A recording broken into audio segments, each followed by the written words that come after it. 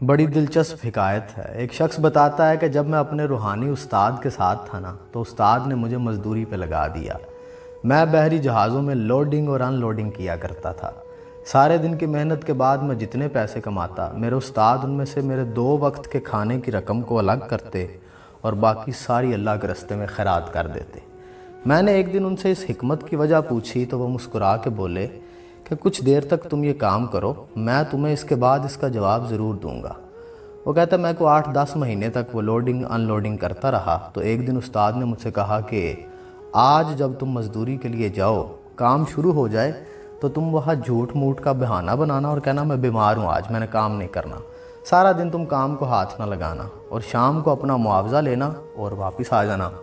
میں نے سائیں کی بات پہ عمل کیا۔ سارا دن میں وہاں پہ بخار کا، پیٹ درد کا یا سر درد کا کوئی بھی بہانہ بنا کے میں وہاں سویا رہا، لیٹا رہا، آرام کیا۔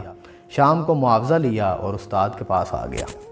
استاد نے حسب معمول کہا کہ 2 وقت کے کھانے کی رقم الگ کر لو، باقی اللہ کے راستے میں خیرات کر دو۔ وہ کہتا میرا یقین کریں ان 8-10 مہینوں میں وہ پہلا دن تھا جب میرا دل خیرات کرنے کو نہیں چاہ رہا تھا۔ میں نے اس دن خوب پیٹ بھر کے کھانا کھایا تھا لیکن میری بھوک ہی ختم نہیں ہوئی۔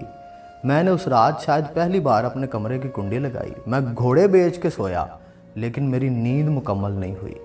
مجھے اگلے دن اپنے جسم سے بدبو آئی اور مجھے پہلی مرتبہ شاید کپڑوں پہ پرفیوم لگانا پڑا اور مجھے اس دن نماز میں کوئی لذت محسوس نہیں ہوئی۔ میں اگلے دن استاد کے پاس گیا، اپنی ساری کیفیات بتائیں انہیں جا کے۔ وہ بڑا ہنسے اور وہ بولے بیٹا یہ حرام کا کمال ہے سارا۔ حرام آپ کی زندگی کی تمام نعمتوں کا جوہر اڑا دیتا ہے۔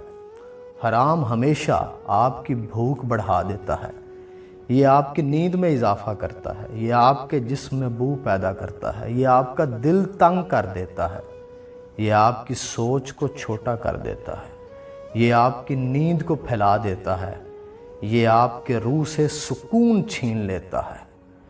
ایک دن کا حرام 40 دن تک آپ کو ستائے گا اور ان 40 دنوں میں آپ جھوٹ کی طرف بھی مائل ہوں گے، آپ غیبت بھی کریں گے، آپ کے دل میں لالچ بھی آئے گا، آپ دوسروں کو دھوکہ بھی دیں گے، آپ کے اندر بلا وجہ امیر بننے کی خواہشیں بھی پیدا ہونا شروع ہو جائیں گی۔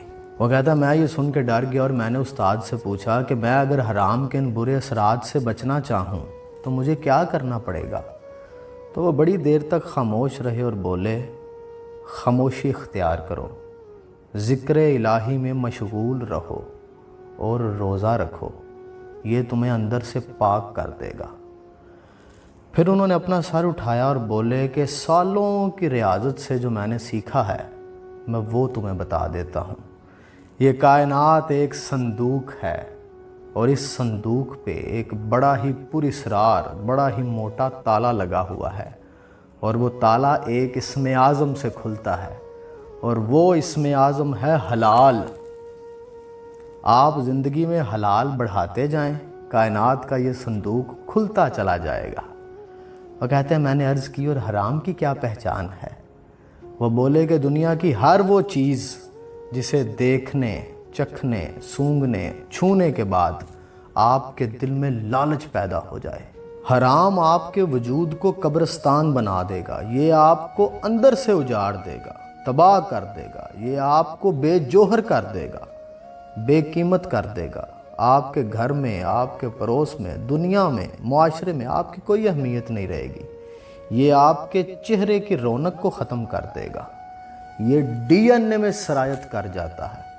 تھوڑے دن پہلے میرے ایک بھائی ہیں، انہوں نے مجھے ایک ویڈیو بھیجی، اس میں ایک بزرگ فرما رہے تھے کہ رزق حرام کا ایک نوالا 3 نسلوں تک اپنے اثرات چھوڑتا ہے۔